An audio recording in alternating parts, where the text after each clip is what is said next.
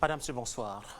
La semaine dernière, mardi dernier, à l'appel du MRC et de son président Maurice Kamto, les Camerounais étaient appelés à manifester dans plusieurs villes du pays contre le président Paul Biya. Des manifestations diversement appréciées, selon qu'on est de l'opposition ou du pouvoir. Une semaine après ces événements, la tension est toujours aussi vive entre une partie de l'opposition et le pouvoir, les deux camps continuant de se défier à cause de déclarations et de bilans fort contradictoires. Dans cette édition de l'Afrique en débat, nous revenons largement sur cette récente actualité camerounaise avec un panel d'invités fort riche à propos.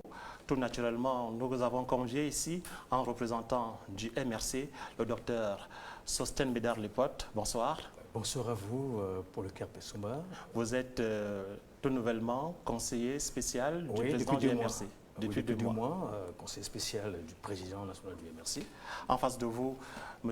Émile Messi, qui est communicant du RDPC. Bonsoir et bienvenue. Bonsoir pour le CAP Somba et merci de m'accueillir. Je profite également pour dire un bonsoir aux millions de téléspectateurs de Vox Africa. Je suis d'ailleurs heureux de retrouver mon ami Sosten sur ce plateau, ainsi que tout ce qui nous regarde en ce moment. Effectivement, je communique là au compte du comité central du RDPC. Tout à côté de vous, Joseph-Marie Elundou, vous êtes acteur social. Bonsoir et bienvenue. Bonsoir et merci pour l'invitation.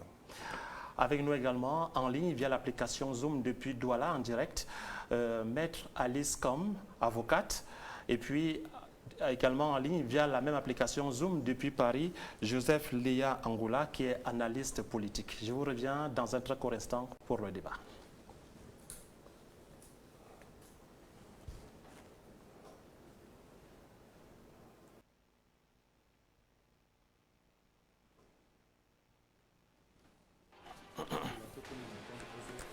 SDF?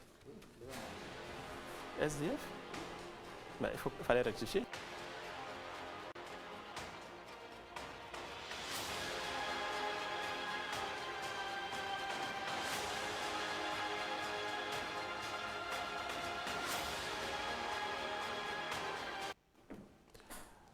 Alors, je précise qu'Émile Messi est bien communicant du RDPC. Je crois avoir dit SDF.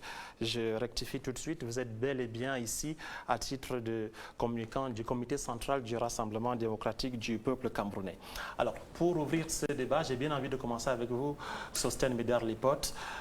C'est votre parti. En tout cas, vous avez pris le leadership de ces mouvements de contestation contre le régime en place, contre le régime Biya, même si autour du MRC, il y a une coalition de partis et d'acteurs de la société civile qui s'y sont greffés. J'ai envie de vous demander d'entrée de jeu, quelle était l'opportunité de ces manifestations? Mais quelle était l'opportunité des dites manifestations? Permettez que, d'abord, au nom du MRC, de son président national et de tous les membres des partis politiques, leurs leaders et membres des partis avec lesquels nous sommes en coalition, que nous adressions notre profonde compassion à tous les Camerounais qui ont été victimes de la répression du 22 septembre dernier, civils ou militaires, parce que même les soldats ont été aussi traumatisés, ne serait-ce que psychologiquement. Donc, sur ce plan-là, toute notre compassion, c'est une période de crise politique grave. Je tiens aussi à vous dire qu'au moment où j'entrais dans ce studio, pratiquement tout en sueur, des arrestations se poursuivent. On dirait, ça nous rappelle, ceux qui ont lu des livres d'histoire, ce qui s'est passé en 1933, 1940, jusqu'en 1944, avec la Gestapo et les SS, dans un pays européen, avec le pouvoir nazi. Ça nous rappelle aussi, en fait, c'est un triste événement. Je tiens à vous dire que l'un des vigiles au domicile privé de Maurice Kamto, il y a quelques heures seulement, a été interpellé alors que son patron... Alors ça c'est pour la dernière, la toute dernière. Son patron venait procéder à la relève. Ouais. Le patron a été lui-même arrêté. Ce sont des événements post... Et la relève n'a pas été assurée. Post-marche du 22 septembre. Maintenant sur l'opportunité de ces manifestations. L'opportunité, c'est si on est démocrate, on accepte la différence. On respecte la loi fondamentale, la loi des lois. Il est prescrit dans notre Constitution, effectivement, que le libre exercice de la démocratie doit s'effectuer. Et non seulement cela, au Cameroun, depuis longtemps, selon les textes d'ailleurs de ce même régime, nous sommes passés du régime d'autorisation des manifestations au régime de déclaration. On déclare qu'on va marcher. On déclare qu'on va faire manifester. Et c'est de ça qu'il est question. Et je tiens à vous dire que depuis le lancement du MRC, rien n'a été fait dans ce sens-là, effectivement, par les gens du régime. 9 manifestations et demie sur 10 sont interdites. L'opportunité était d'ordre politique, était d'ordre économique, d'ordre social, d'ordre politique.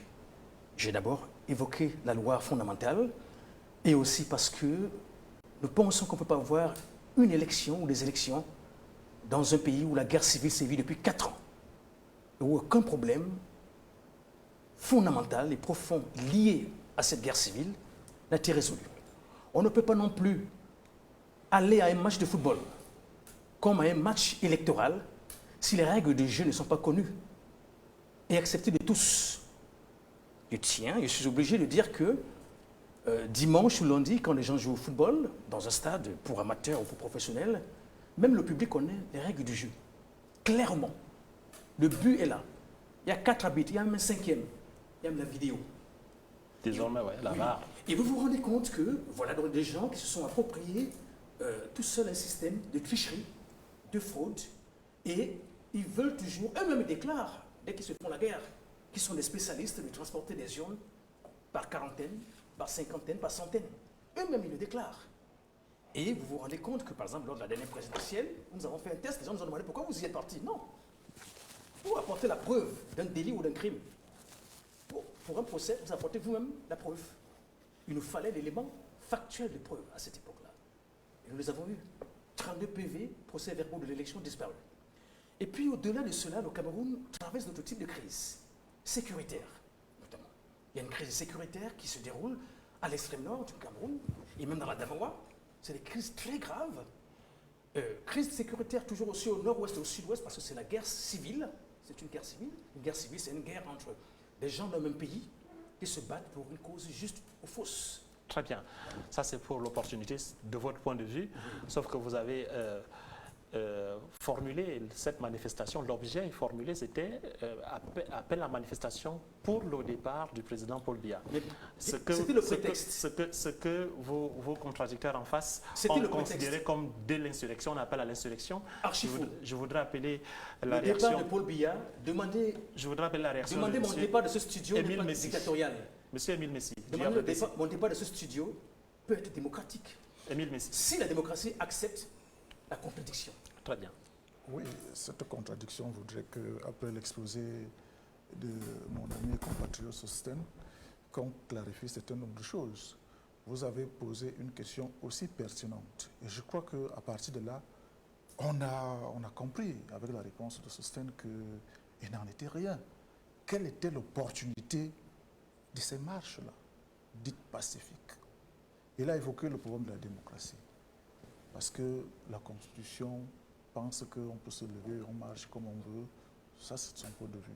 Il a évoqué le problème des élections, notamment les élections régionales avec, en prélude, la convocation du collège électoral. Parce qu'ils avaient déjà menacé, avant la convocation du collège électoral, le 7 septembre dernier.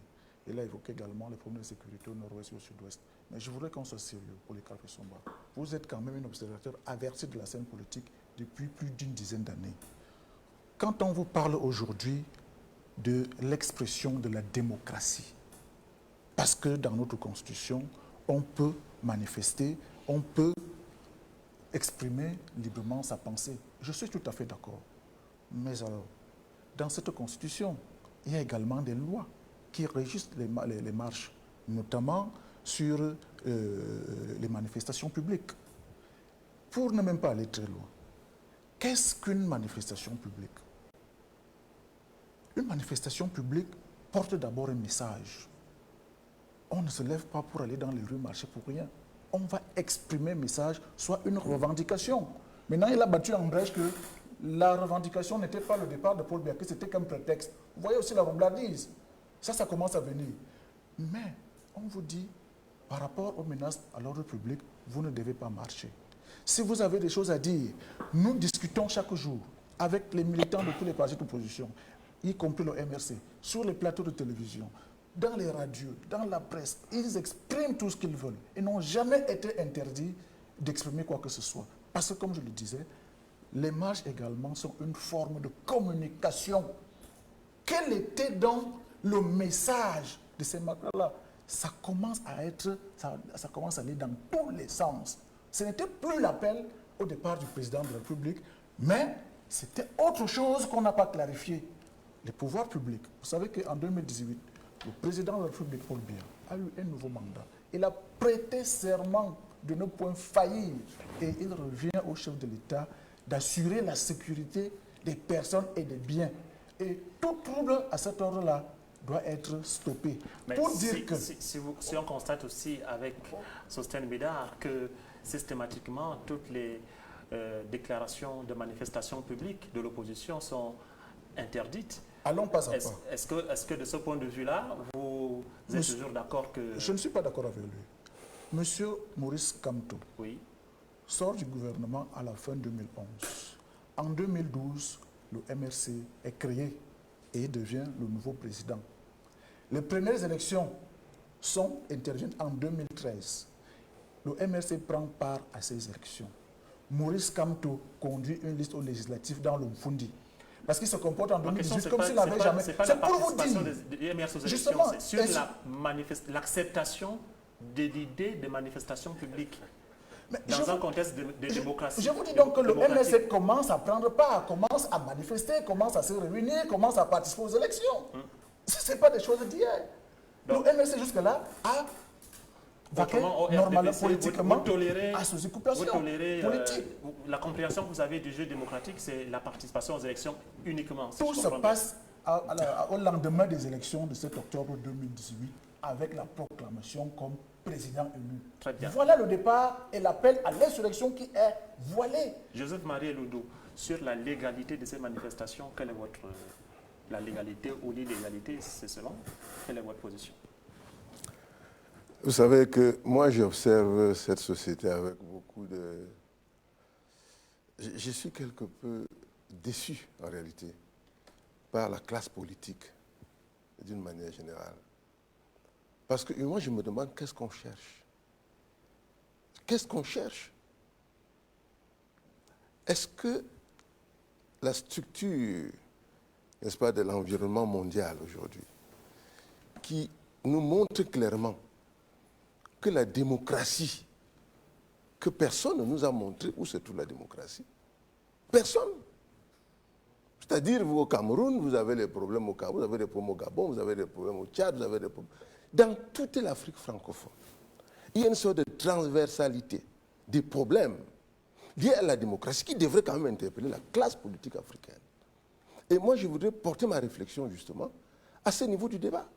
Parce que vous avez donc d'un côté le MRC, de l'autre côté le RDPC, et on a cette éternelle histoire, qui a raison, qui a tort. Mais dans cette affaire, quel est l'objectif? Les populations qui souffrent de ces mouvements, de ce désordre social, est-ce qu'on pense à ces populations? Ce jour-là, le 22, qu'il ait tort ou raison, il y a des gens qui voulaient aller à l'hôpital, qui voulaient aller au marché, des Camerounais par millions. Est-ce que la classe politique africaine d'aujourd'hui est consciente de ce que la question sécuritaire est au cœur de toutes les problématiques de la stratégie de gouvernance mondiale? Et que le simple fait, lorsque vous observez comment fonctionnent les États aujourd'hui, il y a quelque chose qui a pris le dessus. C'est cette question sécuritaire.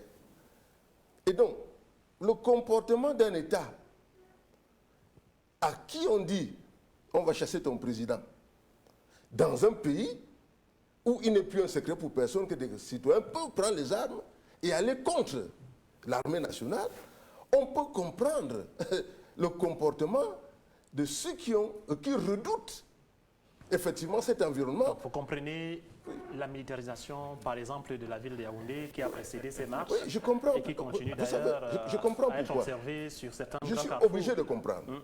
Moi, je fais l'analyse.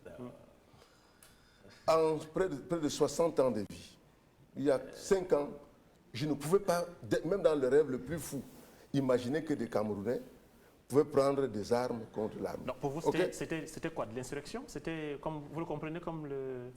Non, le représentant du RDPC? ce qui s'est passé l'autre jour, ce qui s'est passé le 22, Oui. moi, je ne suis pas représentant du RDPC.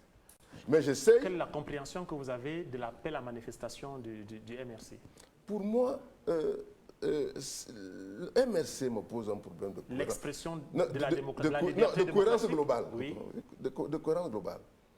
D'abord, on nous dit, nous voulons pas qu'il y ait des élections parce que nous voulons un code électoral consensuel. OK? Le code électoral consensuel appelle donc le consensus.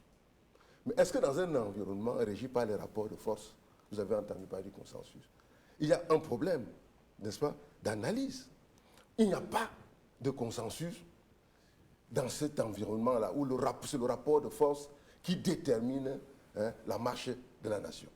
2, le MRC pose le problème de la guerre dans le Nozo. Moi, j'ai dit, Le nord-ouest et le sud-ouest. dans le nord-ouest du Cameroun, et les régions du nord-ouest et celles du sud-ouest.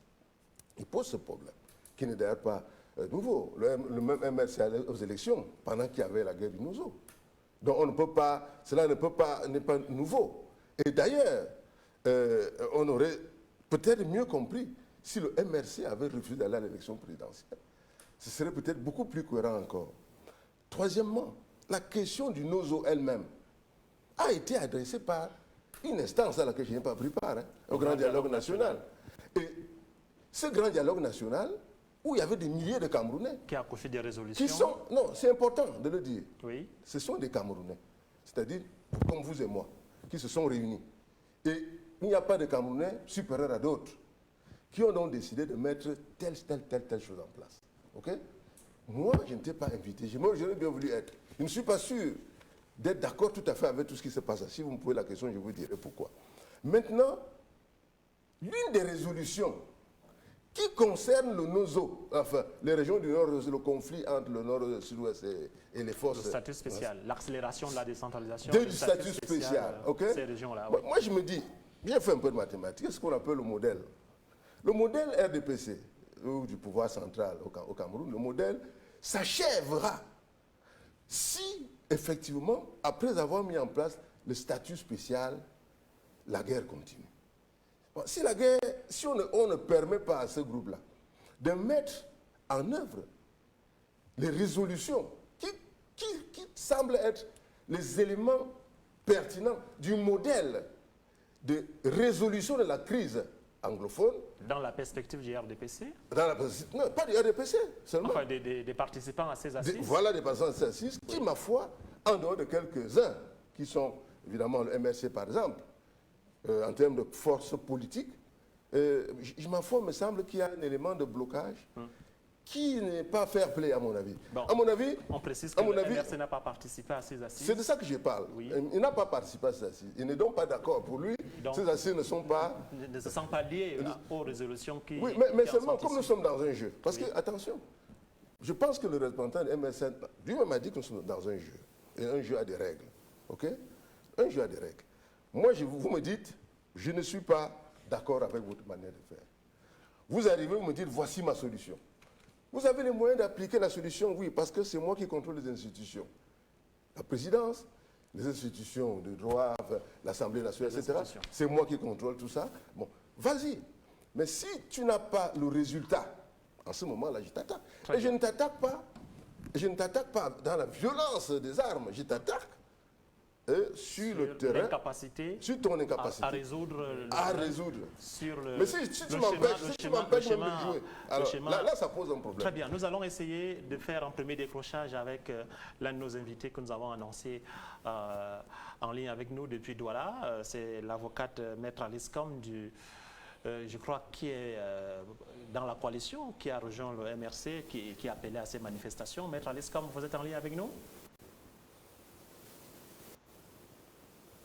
Oui, même si je n'ai pratiquement rien de ce qui a été dit précédemment. Et puis, j'aurais bien voulu voir les visages des interlocuteurs, des orateurs, au fur et à mesure. Là, maintenant, je vous entends, c'est bien, mais c'est récent, hein? Alors, je veux bien...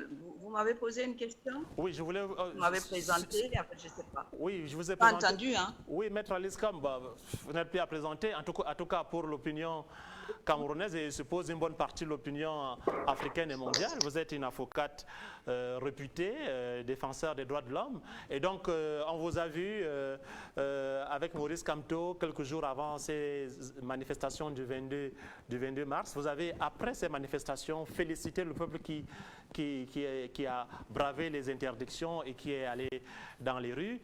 J'allais vous poser la même question sur la pertinence, l'opportunité et la légalité de ces marches. Ah, cette question revient souvent et au fond, c'est vraiment la clé de tous nos problèmes. La réponse légale, constitutionnelle, juridique et judiciaire à cette question. Et parce que le problème de l'état de droit est ce qui tue le Cameroun aujourd'hui. Le problème également des valeurs de la démocratie et les valeurs partagées de l'état de droit. Ces valeurs-là sont inscrites dans nos textes, mais le gouvernement, le président de la République ne les respecte pas. D'abord, vous avez les grands principes généraux qui forment la base d'une république, surtout du XXIe siècle. Ça commence par la séparation des pouvoirs. Elle n'existe pas au Cameroun, sinon dans les textes. Mais dans la réalité, même physiquement, si vous allez à la Cour suprême, qui est le siège du pouvoir judiciaire, vous allez voir clairement qu'il y a la présence du chef de l'autre pouvoir, qui est le pouvoir exécutif, matérialisé par ces photos au-dessus de la tête du premier président de la Cour suprême lorsqu'il doit dire le droit. Allez voir à la Cour suprême. Les symboles ont leur sens et parlent plus que les mots.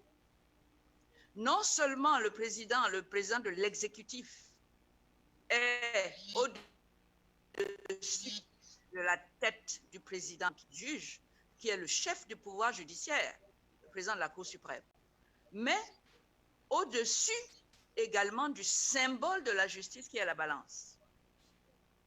Donc, ce qui vous fait 3 étages. Le premier président est assis, au-dessus de lui, il y a la balance, la justice, le droit, la loi, et au-dessus, il y a le visage du président de la République, chef de l'exécutif. C'est difficile de faire croire à quelqu'un à partir de cette observation simplement qu'il y a la séparation des pouvoirs, que le président de la République, par toutes sortes d'instructions, de personnages, n'est pas celui qui rend la justice. Autrement, qui fait pencher la balle d'un côté et de l'autre sur la tête du premier président. Or, la Constitution prévoit que c'est lui qui doit assurer l'indépendance et l'impartialité des juges. Or, c'est lui qui les nomme. Et s'il est présent tous les jours quand vous faites la justice, vous comprenez que c'est difficile de croire que les valeurs de l'état de droit, les valeurs démocratiques, les valeurs constitutionnelles sont celles qui guident ses actions au quotidien. Si vous allez à l'Assemblée nationale, le Parlement, qui a aussi un pouvoir, le pouvoir législatif, qui doit contrôler même son action, vous allez voir le même schéma. Le président de la République est par sa photo qui est au-dessus, presque vers le plafond, au-dessus de la tête du président de l'Assemblée quand il gère les sessions. C'est clair, non? il n'y a pas la séparation des pouvoirs. Oui. Mais avant ça, l'autre pouvoir qu'on dit souverain, qui est le pouvoir du peuple, qu'il a déjà aussi arraché par la façon dont il a construit le système qui doit mener à la désignation par le peuple souverain qui a ce pouvoir, la désignation de ses représentants, qu'ils soient du pouvoir exécutif, c'est-à-dire lui, ou du pouvoir législatif, c'est-à-dire les députés. Vous allez voir que là aussi, il s'est taillé une position qui lui permet de récupérer le pouvoir souverain en faisant dire ce qu'il veut à une élection. Et donc pour vous, qui ne pour toutes ces reflètera raisons, Maître la Alice volonté du peuple. pour toutes ces raisons, Mais, pour vous, allô? oui, donc pour toutes ces raisons, Maître Alice, comme pour vous, ces marches étaient justifiées. Vous ne pouvez pas comprendre. À ce moment-là, le président n'est pas tenu de respecter les propres lois de la République. C'est ainsi que la Constitution, à l'article 43, dit que le président de la République est celui qui signe et ratifie les traités. C'est lui qui, les traités et accords internationaux, dans 43, le président de la République négocie, ratifie les traités et accords internationaux. C'est-à-dire que c'est lui qui accepte que le Cameroun doit respecter cela comme un engagement. Mais dans la pratique, vous allez voir que le sous-préfet a la possibilité d'anéantir cette signature du président dans l'exécution de ce qui résulte de sa signature au niveau des traités. C'est-à-dire que les traités et tout vont dire qu'effectivement, tout le monde a le droit de manifester. Très bien. C'est un droit fondamental. Mais dans l'exécution, le sous-préfet va dire, vous ne manifestez pas. Il n'a plus de pouvoir à ce moment-là que le président de la République lui-même. Vous comprenez que ça ne peut pas marcher. Il ne peut pas, le sous-préfet ne peut pas avoir plus de pouvoir que le président de la République qui a signé et qui a engagé l'État du Cameroun. Et donc, pour toutes ces raisons, Maître Alice, je suis désolé, la communication n'est pas très fluide avec Douala. Peut-être que la régie va... On va essayer avec la régie de revenir avec vous. Je comprends, hein, vous semblez dire que tout ce que vous dénoncez là justifie que Maurice Kamto et ses alliés, dont vous-même, ayez appelé à des manifestations publiques dont l'objet était encore, je le rappelle, le départ du président Paul Biya. Je reviens à Sostène Médard Lipot. Il faut savoir que les droits de l'homme sont un et indivisibles. Si j'ai le droit de manifester dans les traités qu'on a signés et ratifiés et qui sont devenus nos lois internes supérieures à la loi de l'Assemblée, ça veut dire que j'ai également, parce que c'est un autre droit fondamental, le droit d'émettre une opinion, le droit de m'exprimer. Donc tous les droits de l'homme sont un et indivisibles. Si vous violez un, vous violez les autres. Très bien. Autant j'ai le droit de manifester, autant j'ai le droit de m'exprimer et d'émettre une opinion. Très bien, merci Maître Alice.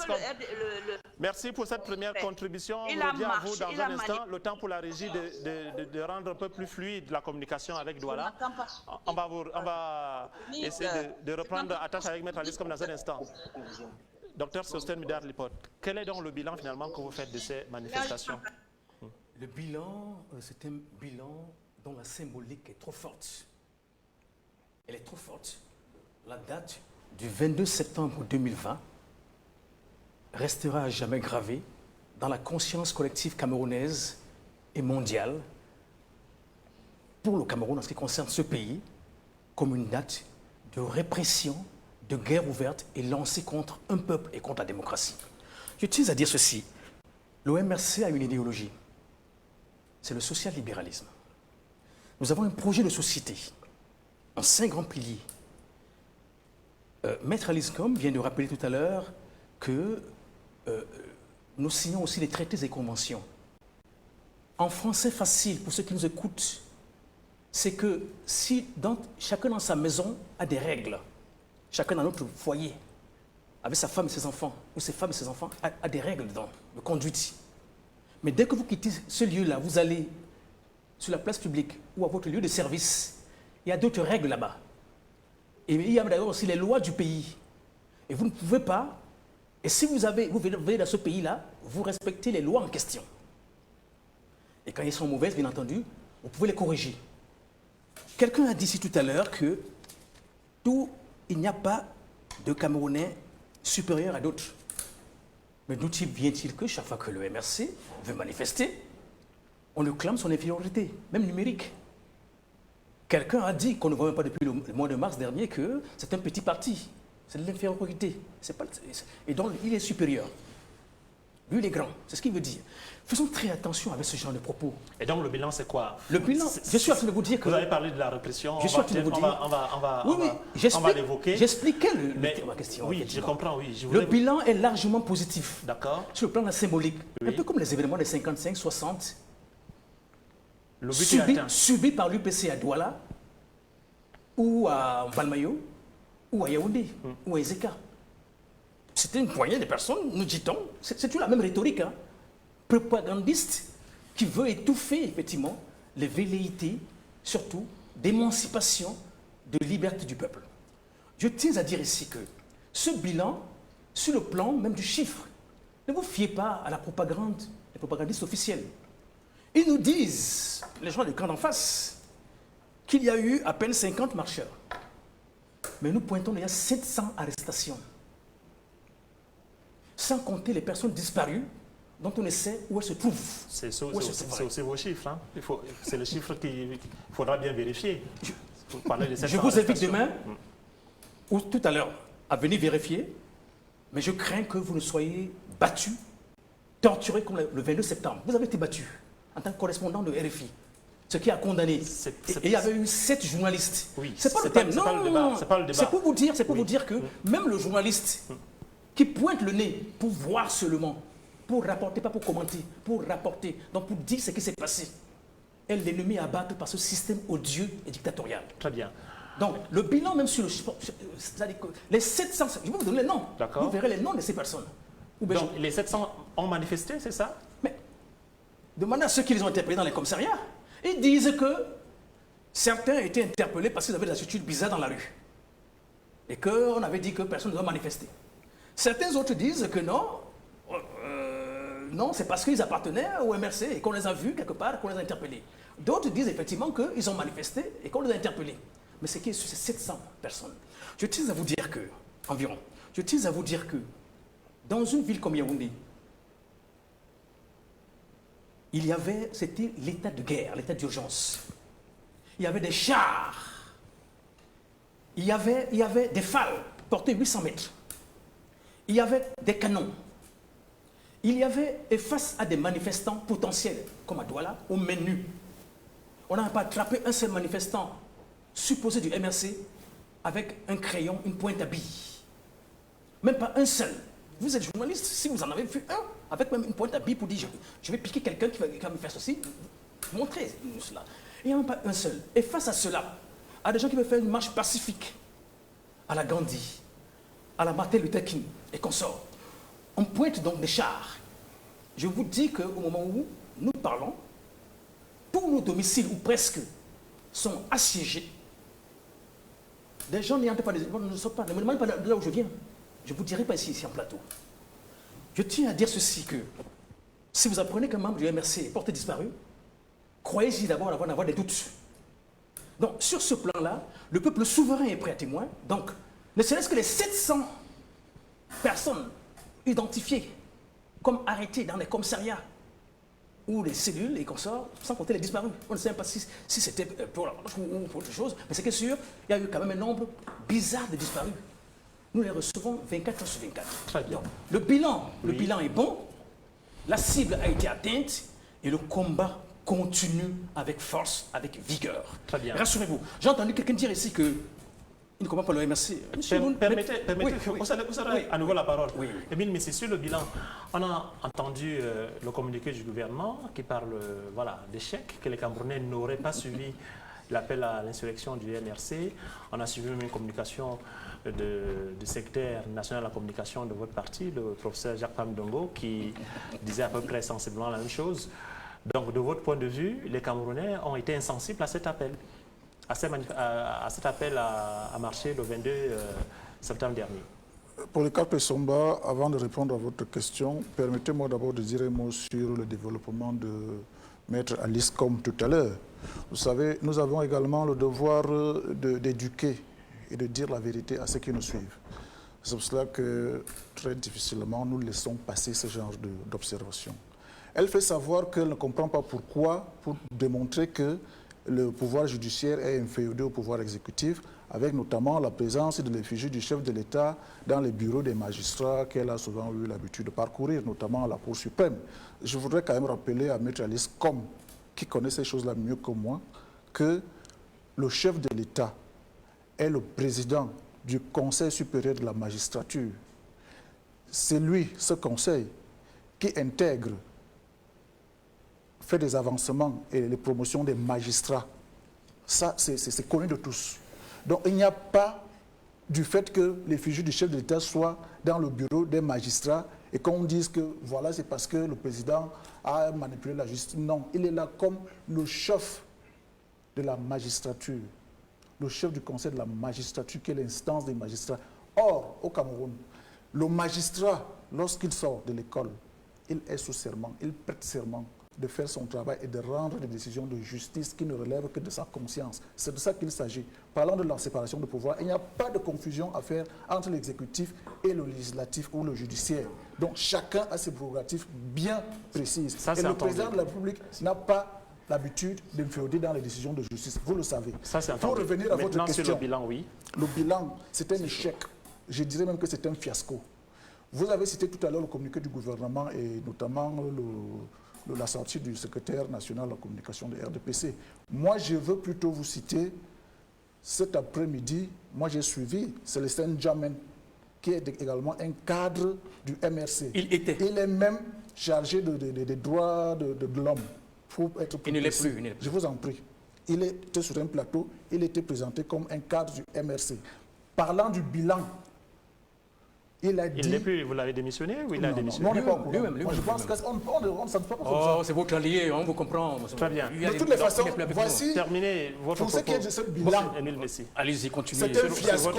C'est une victoire. Il parle d'un effet boomerang. Même dans 1000 ans, c'est-à-dire, même dans 1000 ans, on parlera de nous. le mouvement n'a pas été Et du 22 pensé, septembre 2020 au Cameroun. n'a pas été réfléchi, il n'y avait aucune stratégie.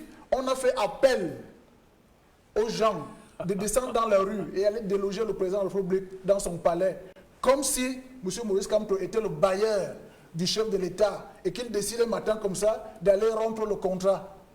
Donc, c'est un échec. Les gens qui n'ont pas pu mobiliser 60 personnes, qu'ils viennent nous dire qu'ils sont aujourd'hui enfermés à plus de 700, je crois que c'est du sensationnel. Ils sont dans la roublardise habituelle. Donc, parlant, vous avez... Merci pour le compliment. Personne n'a adhéré à cela. Personne n'a suivi l'appel. Les gens sont plutôt restés dans leur maison. Ils ont été totalement désavoués. Et comme Abraham Lincoln disait, on peut tromper une partie du peuple une partie de fois, on peut tromper tout le peuple une partie de temps, mais on ne peut pas tromper tout le peuple tout le temps. C'est de ça qu'il s'agit. Le MLC pense avoir agi au nom du peuple. Aujourd'hui, avec les marches du 22 septembre avortées, disons-le, échouées, on sait aujourd'hui que le MRC, qui a d'ailleurs refusé d'aller aux élections, ne peut plus parler au nom du peuple. Il est totalement désavoué. Très bien. Donc, ça fait que le bilan, aujourd'hui, enterre définitivement le MRC. Alors, il y a quand même cette ambiance de terreur. Hein. Il faut, oui, on faut comprend bien avec dire l'armée, les vous choses avez l'enterré depuis comme longtemps. elles sont. Cette ambiance de terreur qu'on a observée dans la ville de Yaoundé, à tout le moins, la capitale, où les marcheurs avaient prévu de converger vers la poste centrale en direction du palais présidentiel, je suppose, selon les itinéraires qui ont circulé sur les réseaux sociaux.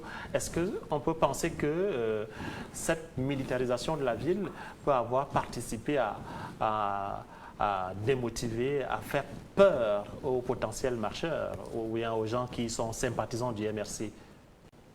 Joseph Marie Dodo. Je pense que j'essaye toujours de rester quelque peu objectif. Hein. C'est un effort qui n'est pas facile, surtout quand on est dans un environnement où la suspicion est permanente. Le Cameroun, en ce moment, est militarisé. Toute la République est militarisée. Le Cameroun a un problème... C'est un fait. Oui. Le Cameroun a un problème sécuritaire qui est permanent depuis des années. Et si vous avez bien suivi tout ce qui a été dit, Oui, mais il y a quand même eu une gradation. voilà Vous avez bien vu voilà que... voilà ce que vous avez évoqué les réseaux sociaux, Oui. vous avez évoqué tout le modèle d'information actuel, qui faisait état de ce que des gens, est-ce que c'était des fakes ou est-ce que c'était vrai, mais ceux qui assurent la sécurité ne peuvent pas s'embarrasser de questions incertaines. On dit qu'il y a des gens avec des kalachnikovs qui viennent dans la ville de Yaoundé et qui ont pour mission de tuer des gens, etc., etc. Vous avez vu ces documents, je crois.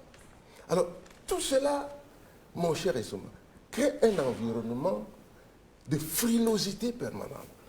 Et ce serait au détriment de qui si une chose comme ça arrivait?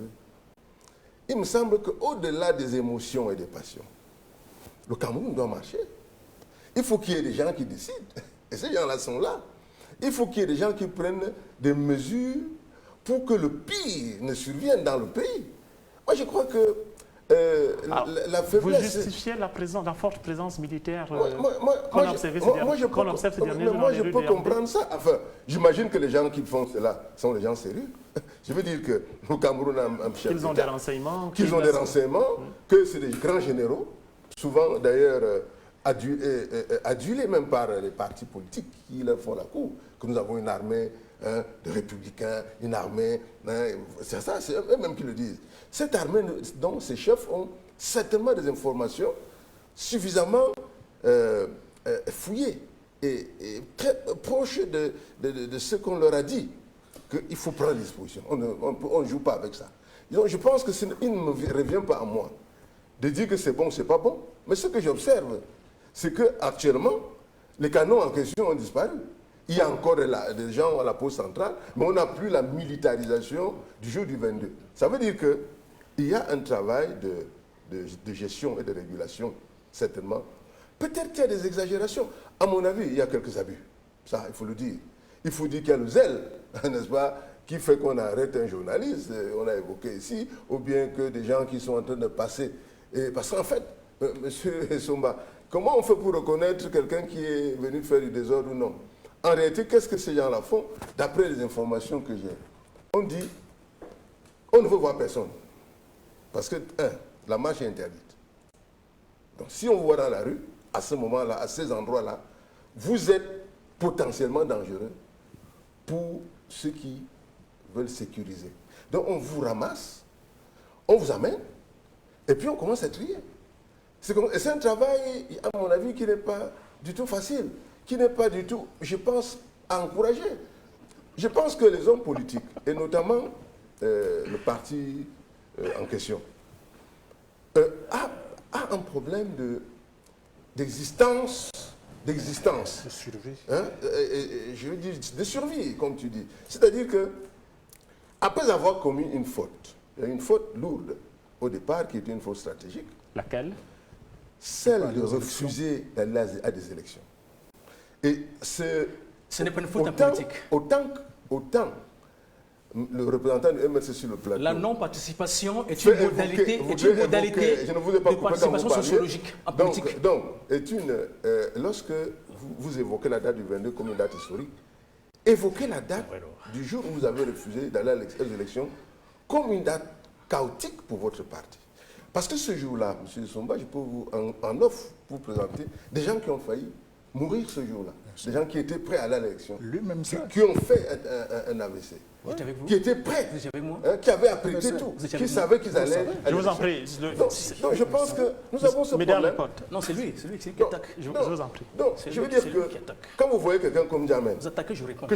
Je vous en prie. Le débat, c'est lui qui a la parole. Djamel que je connais très bien. Bien longtemps avant qu'il ne soit MRC.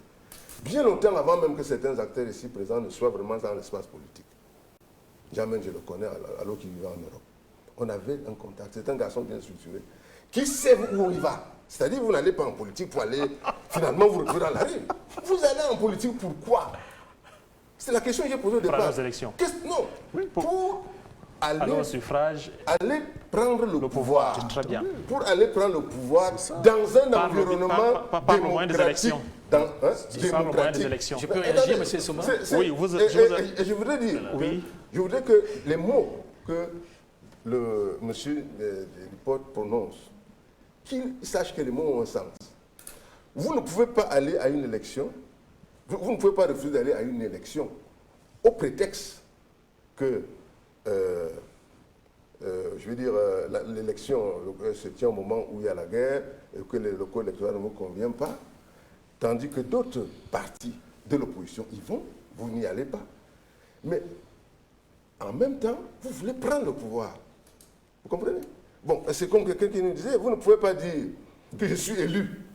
Si M. Kamto est élu comme M. Sendi, président élu, s'il est élu, il avait qu'à considérer qu'il est élu et continuer à aller être élu aux élections législatives et municipales. C'est la moindre des choses. Très bien. Donc je pense qu'il y a, c'est pour ça que j'ai parlé de cohérence à l'intérieur de ce système qui est... Avant de revenir à vos Sostène Médard, je vais vous piaffer d'impatience de prendre la parole. Je vais, avec la permission de la régie... C'est pas une table ronde, c'est un débat, je crois. Évidemment. Voilà. Avec la permission de la régie, essayer d'avoir... J'en sais le débat. Je sais ce que signifie un débat. Je vous en prie, cher monsieur. On va rester courtois les uns envers les autres. De prendre attache avec notre dernier invité, Joseph Léa Ngoula, qui est analyste politique, qui est en direct de Paris. Monsieur Ngoula, bonsoir. Bonsoir et bonsoir à tous les téléspectateurs. Alors, je vous pose la même question sur le bilan de ces manifestations que vous avez dû suivre vous aussi, ne serait-ce qu'à travers les médias ou bien à travers les réseaux sociaux. Je crois d'ailleurs que vous avez commis un texte là-dessus pour vous féliciter, n'est-ce pas, de ce que les Camerounais aient bravé l'interdiction à manifester. Donc pour vous, manifestement, ces marches sont un succès. Pardon? Je n'ai pas bien entendu la dernière question. Sur le bilan de ces manifestations, quelle est votre appréciation, pour être un peu plus simple? Okay. J'estime qu'on a assisté à la date du 22 septembre à quelque chose de dit. On avait habitué en tout cas un découragement rapide des Camerounais à la veille de mobilisation qui notamment suscitait une forte militarisation des villes. On a constaté qui est particulièrement. Je suis désolé, on vous entend pas du tout. On vous entend pas du tout. On va peut-être la refaire, cette connexion. Par rapport à la situation politique, économique, sociale du pays. Donc, des policiers. Non, ça ne peut pas le faire. On va, avec la permission de la régie, on va peut-être régler ces petits soucis techniques avant de reprendre la connexion avec Joseph Ngoula, qui est en direct de Paris. Social Media, le temps de fluidifier la communication avec notre dernier intervenant.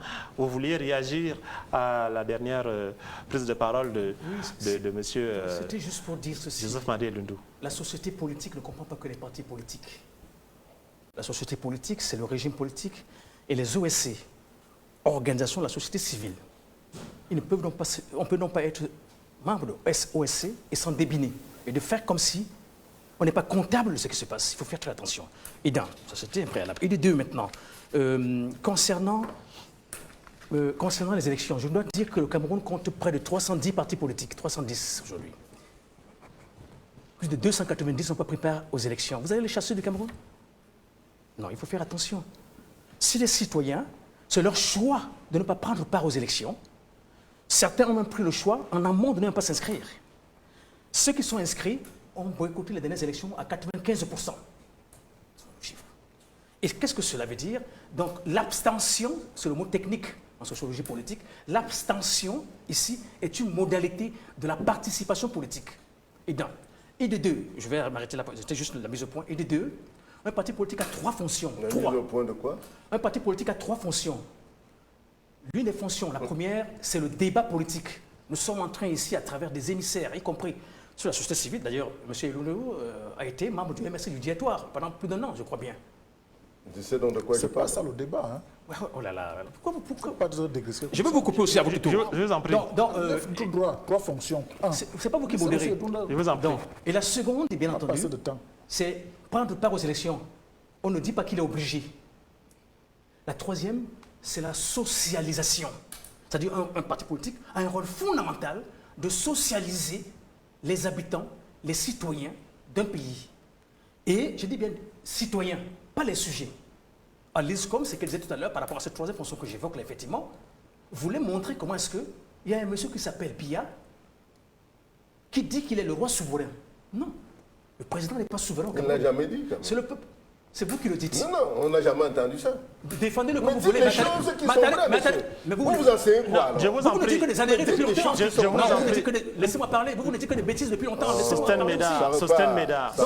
Non, je vous en prie, non. Mais ça repart. Non. Sosten Meda. Ne m'attaquez pas, sinon je vous réponds. Sosten Meda. Monsieur Lundu, vous êtes un ancien. Sosten Meda. MRC. Je ne vous Sosten ai pas Meda. attaqué. Et quand j'ai Non, essayé je suis Oui, pas mais seulement un ne ancien. réglez pas vos comptes du MRC sur le plateau de l'émission. C'est lui qui m'a coupé. Attendez. Je vous ai pas coupé. Non, je vous en prie. Je vous ai simplement Pour l'instant, dit les choses Non, claires. c'est lui qui m'a coupé. Pour l'instant, laissez qu'il parle. Mais c'est lui qui m'a Vous voulez coupé. socialiser. Oui, je vous en prie. On ne socialise Achevez donc pas très dans les rapidement. choses fausses. C'est lui qui Achevez très c'est lui qui rapidement. m'a Vous coupé. avez la parole. C'est Vous lui avez la qui vous l'avez parole. interpellé. Vous avez la parole. Il est en train de répondre à ma C'est que Je vous en prie. vos questions. Oui, vous répondez. Non, je vous en dis ce prie. qui est, Je ce vous qui en est. prie. Vous étiez en Sosten train de Meda. relever ce que j'ai dit. Sosten Meda. Joseph-Marie Lundu. Non, mais tu sais, Je me le laissais Un pas. point de correction sur le plateau, je vous en prie. à ce sujet-là, Bien. nous sommes tous... Non. Terminez ce que vous avez à dire et puis on va Vous avez revenir à l'habitude Joseph de Ngoula. démissionner, on le sait. Joseph Il Marie faut Lundu. partir. Non, il dit qu'il va partir. Je suis membre d'un seul parti politique depuis que je fais la politique. Sosten Meda Lipote. Donc je veux dire ceci, même un délégué du personnel, un syndicaliste, est un acteur politique. Oui. Même un journaliste politique appartient à ce qu'on appelle la classe politique. Un bon journaliste politique appartient à la classe politique. C'est-à-dire qu'on ne peut donc pas penser, se débiner d'un certain nombre de choses et faire comme si, en réalité, on est l'arbitre Dieu suprême, comme celui qui gouvernerait depuis là, et puis après, et les autres sont juste en fait des sujets. Donc, socialiser, prendre part aux élections et débattre. Alors, vous remplissez pleinement 2 fonctions sur 3, mais vous êtes au moins admis. C'est de ça qu'il est question. Et d'ailleurs, le débat doit précéder l'élection. Le vrai débat. Pas le débat truqué. Oui, doit précéder l'élection. La socialisation elle-même, dans son vivre ensemble. Et ce débat-là, c'est aussi Voilà. la liberté de marcher, d'exprimer son J'ai entendu, ras-le-bol parce que dans la rue. l'expression- Oui, mais vous posez une bonne question. Parce que l'expression politique, en politique, on s'exprime à la fois, pas seulement par la parole parlée, c'est aussi par la gestuelle, c'est aussi par l'affichage, c'est aussi par la manifestation. D'ailleurs, la loi camerounaise reconnaît l'existence, la loi du 19 décembre 90, 055, reconnaît l'existence de la manifestation. Eux, ils disent tout le temps qu'il n'y a pas eu d'autorisation. Non, il n'y a pas besoin d'autorisation. On déclare. Et l'autre constate. Et d'ailleurs, même la sécurité de ceux qui marchent, qui manifestent, incombe d'abord, en premier lieu, selon la loi camerounaise, aux manifestants, aux organisateurs. Alors, Absolument. si les organisateurs sont donc bloqués avec des chars et des patrouilles mixtes, armés jusqu'aux dents, à partir de 3 heures du matin, et qu'il y a des gens qui estiment que c'est tout à fait normal que en fait, les organisateurs ne bougent pas de chez eux et interpellent tout le monde à tous les carrefours et que les gens justifient cela, mais bravo à vous. Très bien. Bravo à vous. Retour avec Joseph Ngoula en espérant que cette fois la connexion est meilleure et plus fluide avec Paris. Joseph Ngoula, vous avez à nouveau la parole sur le bilan de ces manifestations. Quelle est votre appréciation? Alors, j'estime que la mobilisation a été au rendez-vous. Seulement le fort déploiement policier ainsi que les menaces qui ont été avancées au départ par les autorités traditionnelles, les autorités politiques, les autorités tout court ont quelque peu dissuadé beaucoup de Camerounais de se rendre, mais ils l'ont traduit autrement et c'est pourquoi dans la ville de Douala, on a vu par exemple ce mouvement de défiance prendre des allures de ville morte en fait. Il y a eu, à partir des vidéos que nous avons pu voir, qui ont été relayées par les manifestants sur les réseaux sociaux, des groupes mobiles itinérants de Camerounais qui se dirigeaient vers des points de convergence, mais on pouvait également constater que des dispositifs policiers avaient été déployés de manière à interrompre la convergence de l'ensemble des manifestants vers ces points stratégiques qui avaient été déclinés dans le plan de mobilisation. Et j'estime justement que sans ce dispositif policier, on aurait pu assister quand même à une mobilisation assez forte des Camerounais. Donc il est difficile aujourd'hui, et voire même imprudent, à mon avis, de trancher à une impopularité de l'appel de l'opposition, parce qu'il y a eu effectivement un ensemble de mesures mises en amont, déployées en amont, notamment pour dissuader la mobilisation des Camerounais. Aussi, dans le cadre au niveau opérationnel, dans le cadre de l'organisation de cette manifestation, j'ai constaté quelque chose d'assez original qui n'est pas visible dans d'autres contextes politiques africains. Donc on peut dire que sur ce point, Maurice Kamto a innové une pratique nouvelle qui consistait notamment à mettre en place un dispositif particulièrement rodé pour protéger les manifestants. Il a mobilisé le soutien d'un avocat célèbre qui a à la fois alerté les partenaires diplomatiques du Cameroun pour justement attirer leurs actions sur les événements qui se dérouleront le 22. Il a par ailleurs mobilisé également ses propres équipes ainsi qu'un panel d'avocats qui se sont constitués en conseil des potentiels manifestants qui devaient être arrêtés, qui ont saisi le ministre pour décliner effectivement, ou présenter leur mission en prélude effectivement aux arrestations massives qui étaient annoncées pour la date du 22. Et on constatait aussi au niveau de la diaspora les partisans de l'opposition qui se revendiquent pour certains du MRC et pour d'autres pas du tout, qui étaient devant les ambassades, qui campaient devant les ambassades et qui menaçaient de monter d'un cran dans la manifestation si jamais, effectivement, on constatait des dérapages et des violations massives des droits de l'homme sur le terrain. Je pense que ce dispositif qui a été déployé en amont de la mobilisation a quand même contribué à atténuer la répression et on pouvait le ressentir déjà à la veille dans le discours qui a été décliné par le ministre de la Communication, Redé Sadi, qui contrastait un tout petit peu avec l'excès de zèle qui caractérise habituellement la communication du ministre de l'administration territoriale. On sentait une volonté d'apaiser les tensions, on sentait également une démarche qui consistait effectivement à appeler les Camerounais à rester chez eux, appeler beaucoup plus au patriotisme des Camerounais, et il y avait moins effectivement des menaces qui étaient agitées dans le cadre de ce communiqué. Donc c'est une évolution qui, à mon avis, avait été dictée aussi par la stratégie ou la tactique de protection des manifestants et de dissuasion de la répression qui a été mise en place par les leaders du MRC. Très bien, je reste avec vous. Donc, lorsque vous avez dit tout ça, est-ce que vous pensez que voilà, l'expression des libertés est en péril au Cameroun? Alors aujourd'hui, il y a deux... Alors, nous avons perdu Joseph Ngoula. Je souhaite que nous le retrouvions rapidement, ou alors Maître Aliscom, sur cette question de l'expression des libertés. Non, il est là? Nous l'avons? Non, nous ne l'avons pas. Alors, le plénipotentiaire du RDPC sur le plateau, sur la question du péril qui pèserait sur l'expression des libertés.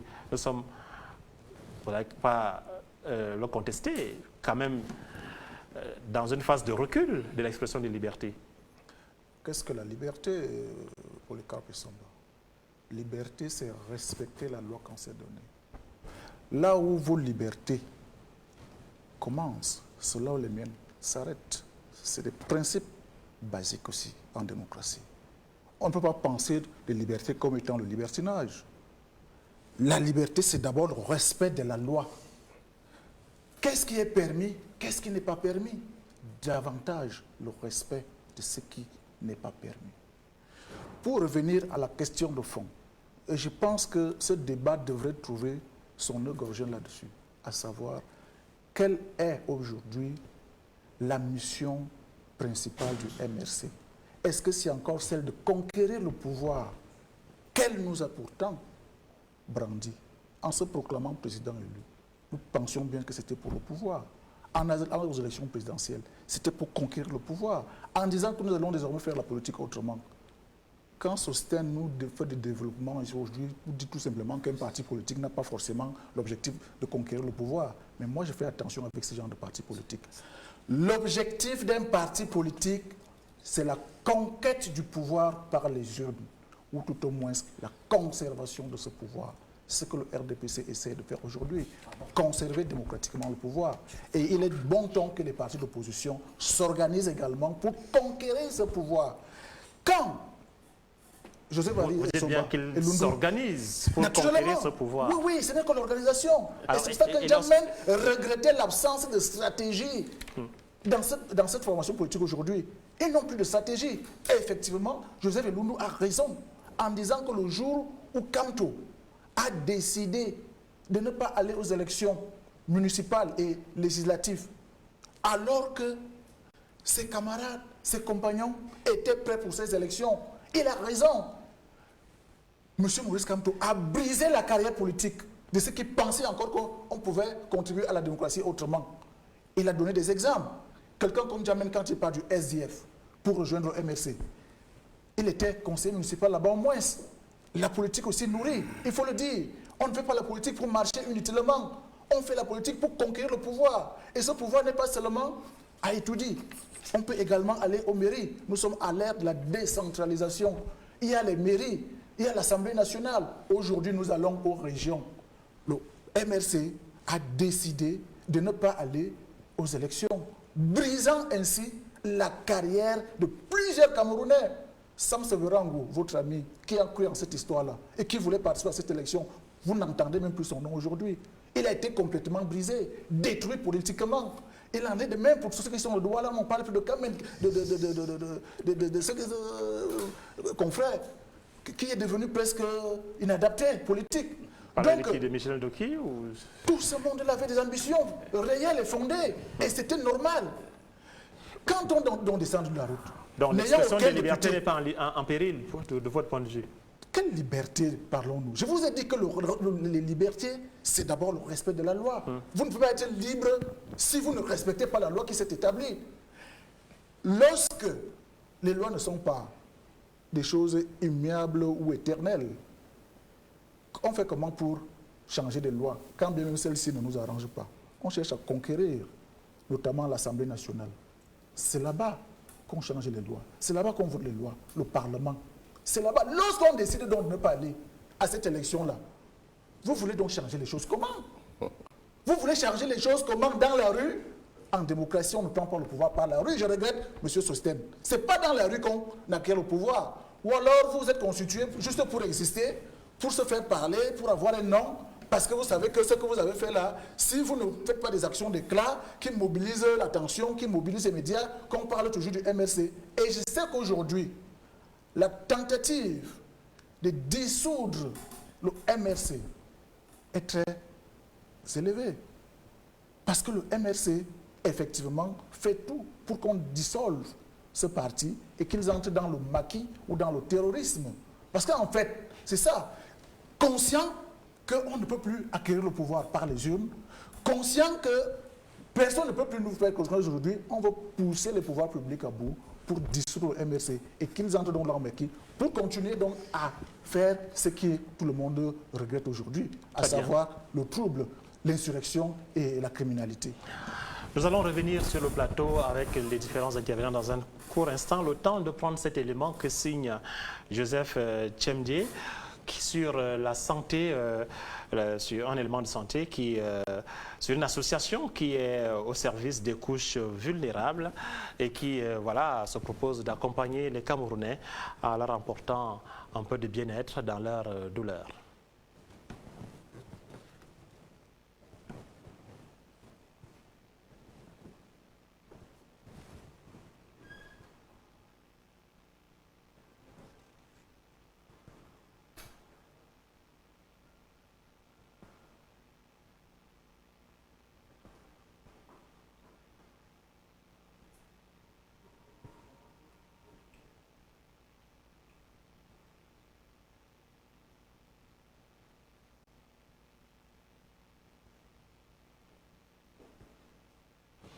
Retour sur le plateau de l'Afrique en débat avec nos invités en plateau, Sosten Médard Leport du MRC, M. Messi Emile du RDPC, Joseph-Marie Elundu, acteur social. Nous allons continuer d'épiloguer sur ces marches de la semaine dernière au Cameroun, les marches appelées par le MRC, une coalition de partis politiques de l'opposition et de la société civile, des marches appelant au départ du président Biya. Nous allons maintenant évoquer la séquestration. Vous avez d'ailleurs dit que un certain nombre de responsables du parti vivent aujourd'hui plus ou moins dans le maquis. Qui sont les responsables du MRC qui aujourd'hui manquent à l'appel? Ils sont nombreux et je préfère ne pas donner une liste exhaustive, c'est aussi, on n'est pas dans nos adversaires pour des raisons stratégiques. Je dois dire qu'avant la marche, d'abord, le Dr Bouchi a été enlevé. Il est enseignant, chercheur à l'Université de Maroua. Il est un patron du MRC dans la région de l'extrême nord.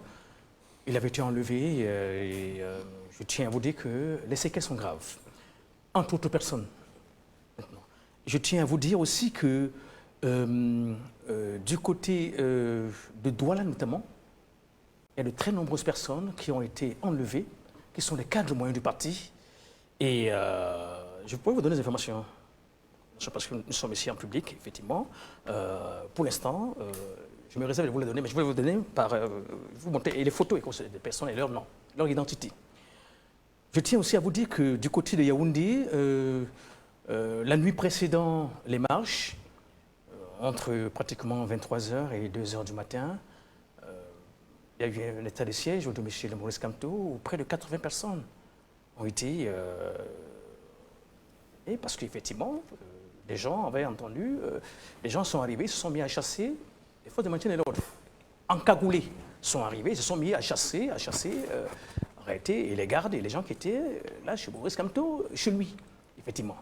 Donc, 80 personnes, au rang desquelles d'ailleurs Alain Foguet, qui s'y trouvait, qui est arrivé promptement après avoir entendu qu'il y a eu des signaux d'alerte concernant ce qui s'est passé. Il y a d'autres personnalités du directoire national du MRC. Je me réserve pour l'instant, vous le permettrez de le dire, de donner leur nom. Certains sont en des lieux sûrs. Je dis bien sûr, là je m'arrête là aussi. Et je suis peut-être l'un des rares qui se pavane, qui peut être dehors et qu'on sort. Pourquoi? Hier, j'étais à une radio, je l'ai de vos confrères. Moi, j'ai vu, des dizaines de personnes me regardaient, on dit on va venir t'arrêter. Mais j'ai dit, tiens, venez, on va problème. Attendez, mais je ne sais rien. Et c'était une émission, effectivement, où j'analysais à ma façon, en tant qu'expert en communication cette fois-là, ce qui s'est passé en ce moment-là. Donc, sur ce plan-là, la répression se poursuit de façon méthodique. J'ai entendu ici que le seul rôle ou le rôle d'un parti politique, ce n'est que la prise du pouvoir. C'est ce que Hitler s'était mis dans sa tête. Adolf Hitler. Et c'est pourquoi les politistes et les bons experts ont changé, ont dit non, ça ne peut pas être la seule chose. Il avait pour seul, ce bohémien caporal, arrivé, réussi à être le chancelier en 1933 et réussi en fait à créer même d'ailleurs une armée parallèle, les SS et la Gestapo, par rapport à l'armée normale, et déchire le traité de Versailles, insulte les Français, écrit un bréviaire de la haine appelé Mein Kampf. Chez nous, il y a également un Nomgi. Là-bas, lui s'appelait le Führer. Il y a des similitudes bizarres avec tous ces genres de choses. Et il y avait eu la nuit des cristal là-bas. Ici, c'est des arrestations au faciès. Demandez à vos confrères, aux gens qui ont été interpellés.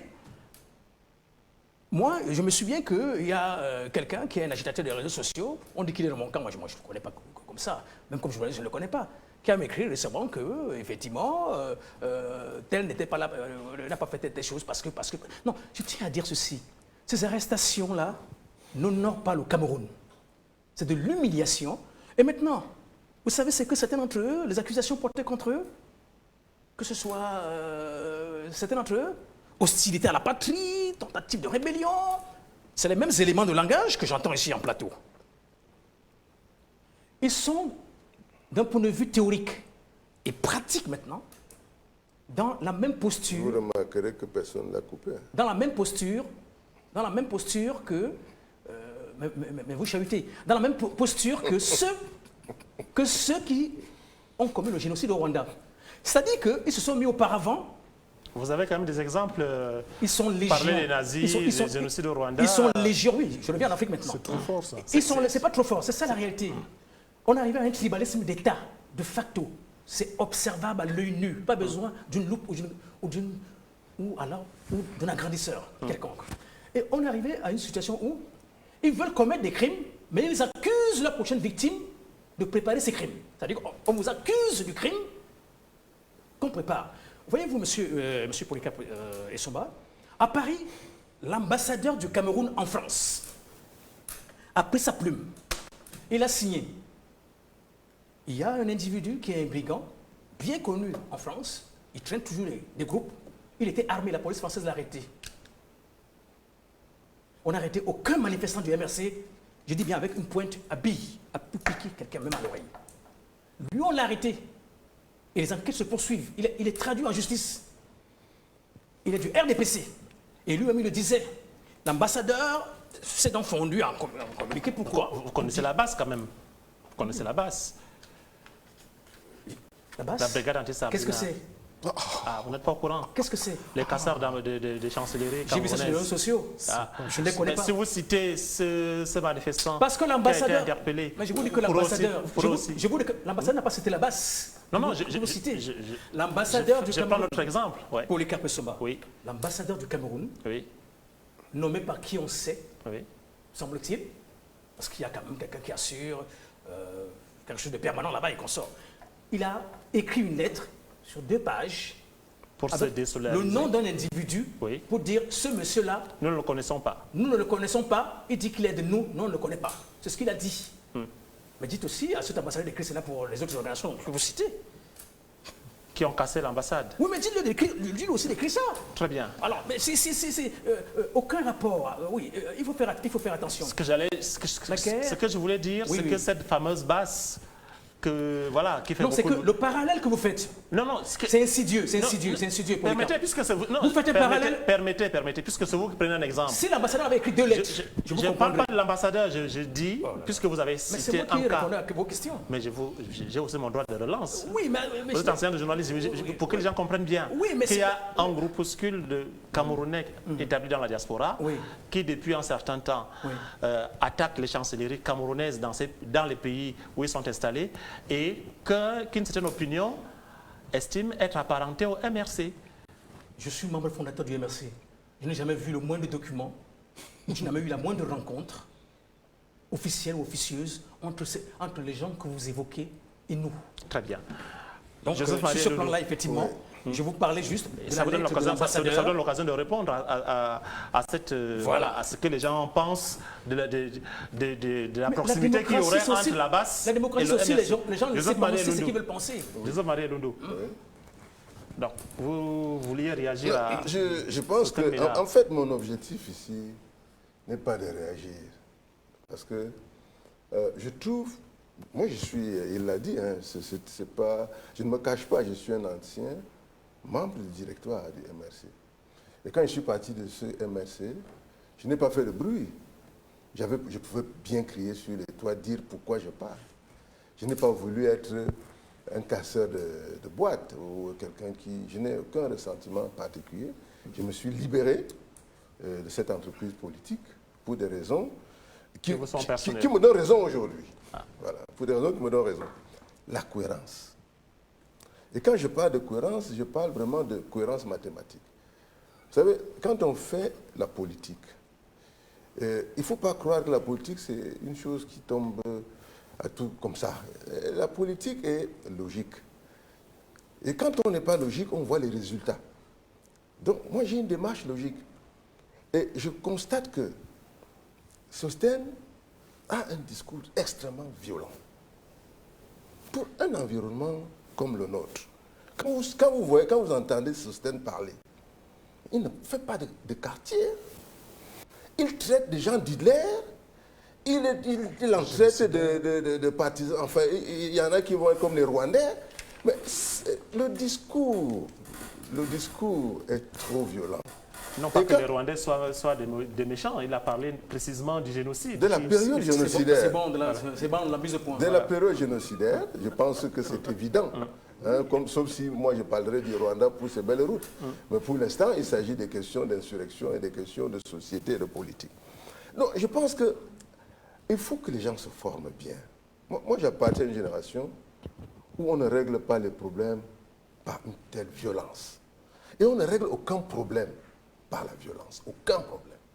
Si vous venez avec la violence, les gens viennent avec la violence. Parce que ce qui se passe sur ce plateau en ce moment, ce que j'entends est extrêmement violent. Ça veut dire quoi? Vous avez un pays, si vous l'observez, moi j'observe le Cameroun depuis 1975, où je suis déjà capable de voir et de donner un avis. il y a une évolution du Cameroun qui est certaine. Il y a des faiblesses, mais une évolution certaine. Et Sostène Médard Lipot est un produit du renouveau. Faux. C'est un produit de Biya. Archi faux. Il a travaillé dans l'administration de Biya. Je il a suis gagné de fonctionnaire l'argent et j'ai là-bas. mérité d'être fonctionnaire. Voilà. Non. C'est pas bien qui m'a envoyé à l'école. Vous voyez Bon. les mensonges Puisque qu'on dit au village. On part du principe que Biya est le chef de tout, puisque c'est eux-mêmes qui le disent. Tu aurais pu être fonctionnaire comme moi, mais tu n'as pas pu l'être. Donc, ils disent qu'ils sont... Sostène Médard, sous reprocher à certains de vous chahuter. Ne Alors, faites pas... Je ne fais que lui rendre ce qu'il a fait. Il n'est pas capable... Donc on est match nul, n'est-ce pas? Ok, très bien. Ils Voilà, très bien, ne très sont bien. pas capables de débattre. On est match Marie nul. Londo. Ok. Donc, Joseph Marie Londo. en fait, c'est ça le truc, c'est que les gens ne sont pas capables de débattre. Il faut être un peu humain, tout simplement. Ça demande quoi? C'est des valeurs. Parce que nous sommes tous des bipèdes, mais on n'est pas sûr que nous avons tous les mêmes valeurs. Moi, je pense que si on a connu le Cameroun en 82, de 72 à 82, pendant 10 ans, pendant 8 ans, en fait, hein, c'est 12 ans. 12 ans, 72 à 82, c'est 10 ans. Avant cela, nous avons eu le multipartisme, nous avons eu les États fédérés, etc. Mais à partir de 72, nous sommes passés à l'État unitaire. Pourquoi? Parce que les gens à l'époque avaient bien vu les problèmes qui se posaient à notre jeune nation pour sa construction. Et ils ont donc, en ce moment, ramené l'affaire à un pouvoir central. Parce que même Maître Alice Nkomo qui parle, elle le sait, c'est un pouvoir central qui avait son objectif à ce moment-là. Donc chaque époque a son histoire. En 82, lorsqu'Aïdjo s'en va, les lois d'exception sont en vigueur. Les lois, c'est-à-dire que ce que Sostène dit ici sur ce plateau n'était pas imaginable, même dans le cauchemar du Camerounais le plus méchant.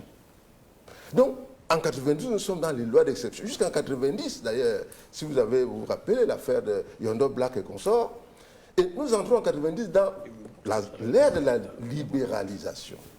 Et l'ère de la libéralisation, c'est l'ère Biya. Tout ça pour dire que... Il y a une évolution. Pour dire que les hommes politiques sérieux, sérieux, savent quelles sont les limites de l'action à conduire. OK? Pourquoi? Parce que représente un parti politique par rapport à une population, par exemple, de 30 millions d'habitants? Le nombre d'adhérents, je ne sais pas, s'ils font 10 000, c'est que Dieu est grand. Donc, c'est un groupuscule en réalité qui doit se tenir compte du fait que le pays est... C'est-à-dire, il faut le préserver. Il faut donner au pays, à toutes ces populations, à toutes ces personnes dans l'arrière-pays qui travaillent au quotidien, qui ne sont pas forcément impliquées dans cette affaire, l'opportunité de vivre dans une relative sérénité. Mais lorsque des gens conscients que le pays est complètement en difficulté aujourd'hui, là nous sommes en pleine Covid-19. On n'a pas commencé à récolter les fruits amers de la Covid-19. Si vous suivez, si vous faites, je ne sais pas s'il faut un peu d'analyse économique et prospective chez eux, dans les 2-3 mois à venir, ça va être très dur sur le plan économique du pays. Parce que les retombées de ces périodes de latence générale vont commencer à se sentir. Et donc, si on est un citoyen, parce qu'on nous a évoqué la question de la citoyenneté ici, si on est, par exemple, la République, c'est-à-dire que si on respecte donc les lois, puisqu'on semble nous évoquer ça tout le temps, on doit pouvoir savoir que le citoyen de la République, ça gère un territoire. OK? Et un territoire sur tous les plans. Sur le plan économique, sur le plan politique, sur le plan social, sur le plan communautaire.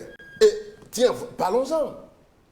Cette question de tribalisme communautarisme au Cameroun monte en puissance avec l'avènement du MRC. Peut-être que ce n'est pas le MRC qui en est responsable.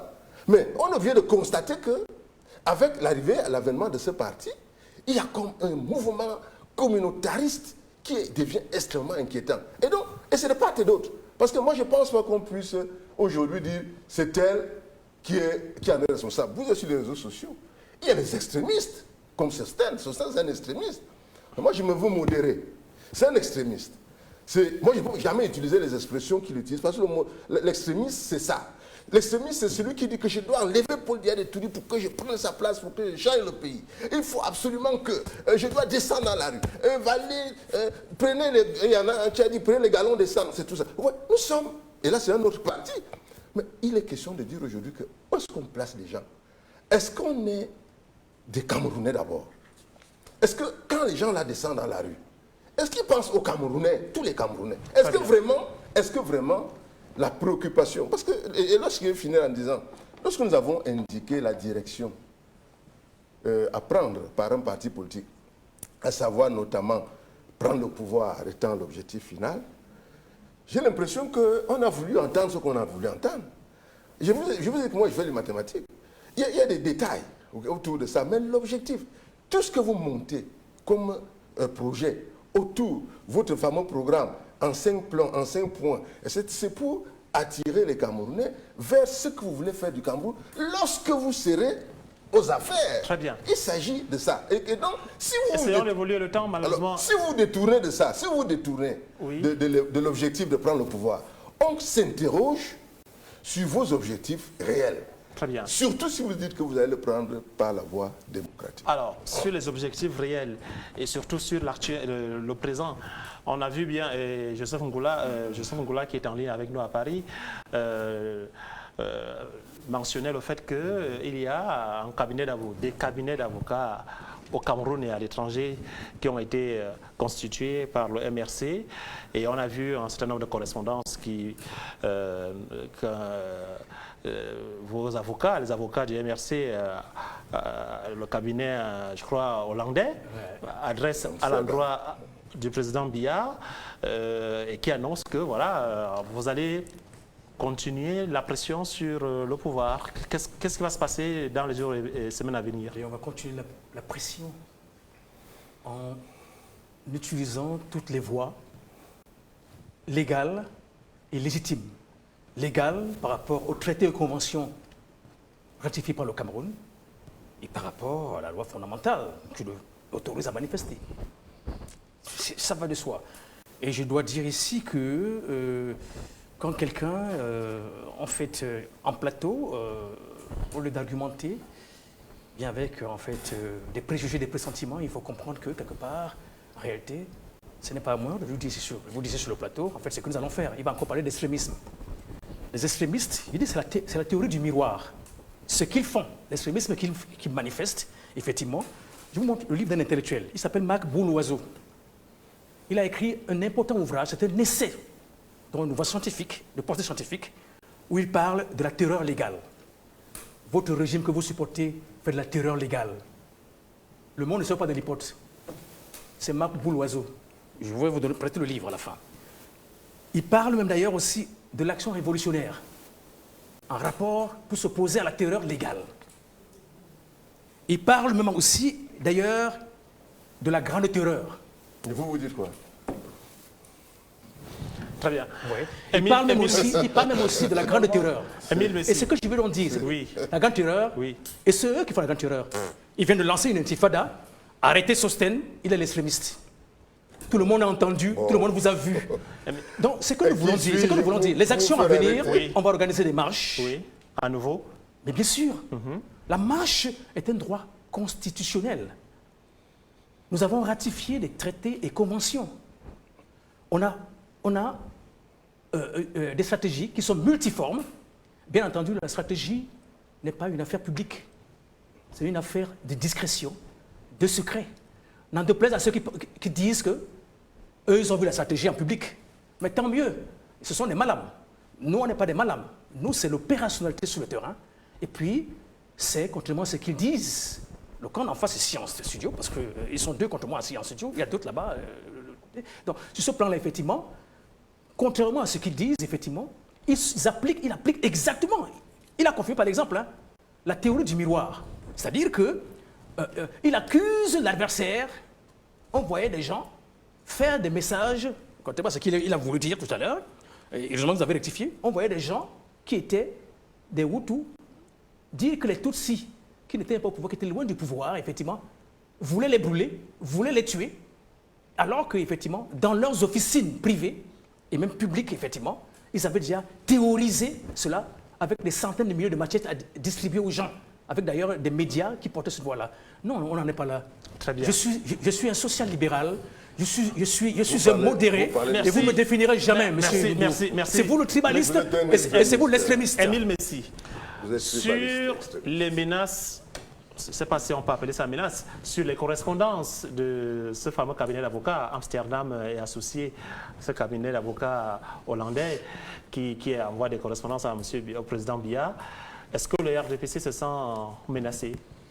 Je vais vous le dire, mais ce qu'il faut d'abord retenir ici, c'est que le MRC est dans une stratégie de provocation, de récupération et de diabolisation. Je vais vous le démontrer. Lorsqu'on nous parle de la sécurité des militants du MRC et notamment de M. Kamto, qui, nous dit-on, est en résidence surveillée dans son domicile, voici ce qui s'est passé exactement. À la veille du 22, c'est-à-dire des fameuses marches, les dissidences à l'interne du MRC ont mis Kamto en difficulté. Il y avait une bonne frange qui pensait que ces marches, nous allons prendre Kamto, on va le mettre en avant pour qu'on marche et qu'on suive derrière. Il s'est senti menacé. Et dans ces menaces, il alerte, il appelle le délégué général de la Sûreté nationale, il appelle le secrétaire à la Défense pour lui dire M. Kamto, je dis bien, c'est de lui que je parle, il dit qu'il est menacé, sa sécurité n'est plus assurée et qu'il voudrait des éléments pour assurer sa sécurité. Non, autrement dit, les éléments qui sont arrivés pour assurer la sécurité de Kamto, immédiatement, il a produit un communiqué pour dire qu'il est en résidence surveillée. Voilà donc la diabolisation. Quelque chose que lui-même a demandé. Et je vous assure, l'État a le devoir de protection sur tous les citoyens. Contrairement à ce que j'ai entendu ici, ces forces de maintien de l'ordre qui sont dans les rues, c'est pour le bien des populations, c'est pour notre sécurité. Moi, j'avoue que je me suis jamais senti aussi à l'aise le 22 septembre que parfois les embouteillages, mais ça circulait. Et je me demandais même si les bandits, les petits voleurs là même, étaient en difficulté ce jour-là. Bien sûr, on peut déplorer les égarements de certains agents de force de l'ordre qui peuvent parfois briller par le manque d'expérience et de professionnalisme. Mais en temps normal, ces gens qui sont d'ailleurs nos frères, nos sœurs, ont quel intérêt à nous mettre en difficulté si ce n'est notre sécurité? Pour revenir à votre question, oui. Ce collectif d'avocats, ce n'est pas la première fois que nous parlons d'avocats. Vous vous rappelez encore de Maître Moretti. Après les marches du 26 janvier, Maurice Kamto s'est retrouvé et ses compagnies en prison. Maître Moretti est arrivé pour assurer sa défense. Ça, on ne l'a pas oublié. Il avait la bonne foi de défendre un homme qu'il considérait encore que M. Kamto était défendable. Lorsqu'il est arrivé, pour couper court, on lui a présenté le dossier de M. Kamto. Tout ce qu'il a trouvé à dire, c'était que Kamto devait se rapprocher du président de la République et lui demander pardon parce que les faits étaient extrêmement graves. D'où sa sortie en disant il faut que le président rencontre M. Kamto. Mais monsieur l'avocat, est-ce que vous êtes arrivé... Sur le cabinet hollandais, sur les correspondants... Donc pour vous dire que... C'est des menaces que vous ne prenez pas au sérieux? C'est pour vous dire que... C'est ce qu'on menace un État souverain comme le Cameroun. Un collectif d'avocats. Faut-il encore que les mobiles de leurs plaintes, de leurs requêtes soient fondées? Quelles sont les motivations pour de vous, ce cabinet? Un épiphénomène. Ne les maîtrisant pas, je simule cela à ce que Moretti, à la déception de Moretti, de Maître Moretti au Cameroun. Parce que lorsque on lui a présenté le dossier avec les audios, les vidéos, c'était la déception. Vous ne l'avez plus jamais entendu parler. Et je pense que ces avocats, ce collectif dont vous parlez, j'ai peur qu'ils ne soient confrontés aux mêmes réalités. Parce que ce qui s'est passé dans le triptyque provocation, récupération et diabolisation, c'est ça qui est en marche, qui a provoqué l'autre. Est-ce que le devoir politique, l'action politique du MRC aujourd'hui, c'est de provoquer et c'est de diaboliser? Ce n'est pas ça la mission d'un parti politique. Je suis sûr au fond de moi-même, Sostène, le connaissant d'un homme libre, autonome, indépendant, aujourd'hui se trouve presque encerclé, presque embrigadé dans une idéologie qui ne lui ressemble pas. Cette histoire-là, il faut se réveiller, Sostène. Ça doit durer. Nous avons toujours M. Ngoula. Non, malheureusement, on l'a perdu. Il m'interpelle là. Vous Vous êtes dans le fait. Réveillez-vous. Votre place n'est même pas dans cette affaire. Je peux te répondre. Émile Messi. Parce que tous raisonnent comme des zombies, comme des gens qui n'ont plus de cerveau. Parce qu'ils suivaient un individu. Ce n'est pas sérieux. Non, attendez, c'est pas un ping-pong entre vous. Je vous donne la parole. C'est lui qui m'a coupé. Non, vous aviez la parole. C'est moi qui vous l'ai donné. Émile Messi. Mais c'est lui qui parle de zombies ici. Quelqu'un qui vous fait des élections populaires pour pouvez s'exprimer. Émile Messi, une seconde. On passe la parole à... Je voudrais dire que... à Joseph-Marie Ndoundou. Moi, je suis toujours interloqué. Je vous l'ai dit depuis le départ, j'essaie de faire une analyse objective. Il y a des gens qui se proclament vouloir libérer le Cameroun. Libérer le Cameroun de quoi ou de qui? C'est la vraie question. Il vous répondra. Il nous répondra peut-être, mais en fait, quand j'observe Alors qu'ils sont enchaînés eux-mêmes. qui ils vont chercher au secours, parce que ils vont chercher qui au secours? C'est des cabinets à Amsterdam, etc. Mais ils croient vraiment que ces gens-là peuvent les aider à libérer le Cameroun alors que c'est eux qui tiennent le Cameroun? Il ne faut pas se tromper d'adversaire. Les vrais adversaires du Cameroun, c'est les gens qu'ils sont en train d'appeler là. Parce qu'ils sont en train d'écrire l'histoire de l'occupation du pays par des forces étrangères. En réalité, c'est ça la démarche. Ils ne sont même pas au courant. Enfin, c'est l'inconscience politique.